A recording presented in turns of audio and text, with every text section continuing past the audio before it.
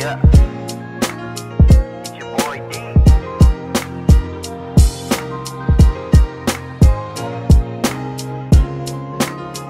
Sasabihin lang ako. Yeah, listen, yeah.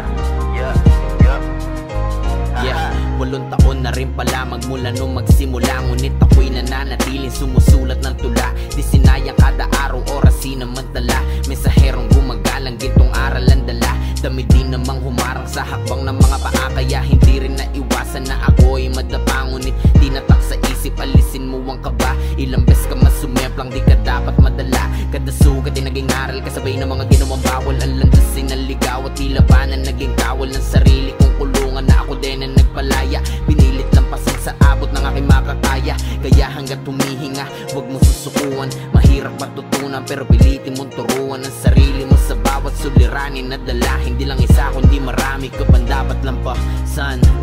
Ano man ang bawat hadlang, pagtitibayan mo lang.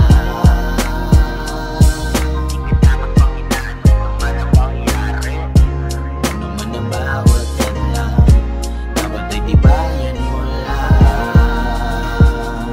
Kahit ano kung mang mangyari, di ka dapat panghinaan. Dinilat ko aking mata pagkaalis ko ng piring. Diniretso ang tingin sa kailangan kong gawin. Maraming dapat patunayan sa sarili at sa iba. Mga bagay di mo akala na posible din pala. Aminado din naman na di pa abot aking pangarap. Pero di yun dahilan upang tumigil sa pagrarap. Ang talento kaloob sa akin na po ang may kapal. Ginawa kong instrumento nang gayo'y makapagtanghal sa harap nyo't makapag-alay na mensahe. Magmumulat sa mata nyo't magtutulak na sumulat na mga obrang pamasak na tangkiligin ng lahat. Kahit kapos pa sa support at kaalamay di sapat.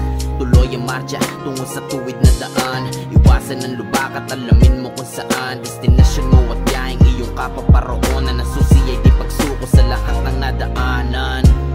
Ano man ang bawat hadlang, dapat titibayan mo lang. Hindi ka dapat panginaan kung man ang mangyari. Ano man ang bawat hadlang, dapat ay tibayan mo lang. Kahit ano kung mang mangyari, di ka dapat panghinaan. Patuwang mo ang sarili, di ko pwedeng manatili sa kinakatayuan mo. Destinasyon mo na tutunguhan, ikaw din ang mamimili. Patuwang mo ang sarili, di ka pwedeng manatili sa kinakatayuan mo. Destinasyon mo na tutunguhan, ikaw din ang mamimili. Dami man ang kamalian at pagkasawi sa gitna ng iyong dinaan.